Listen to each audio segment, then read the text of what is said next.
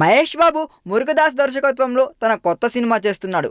ఆ cinema shooting పూర్తి కావడానికి ఇంకో 3-4 నెలలు పడుతుందండి.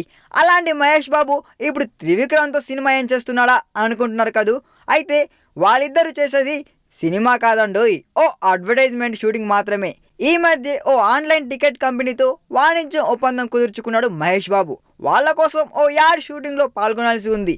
ఆ యాడ్ కోసం త్రివిక్రమ్ పేరు సూచించాడంట మహేష్. ప్రస్తుతం తాను ఖాళీగానే ఉండడం చేత, పైగా మహేష్తో యాడ్ కావడం వల్ల ఆ కంపెనీ వాళ్ళు అడగగానే త్రివిక్రమ్ కూడా ఒప్పేసుకున్నాడంట. అక్టోబర్లో ఈ యాడ్ షూటింగ్ ఉంటుందని సమాచారం. ఇలా కంపెనీలకు ప్రచారం చేసి ఎంతెంత డబ్బులు సంపాదించవచ్చో టాలీవుడ్ హీరోలకు చూపించింది మహేష్ బాబే.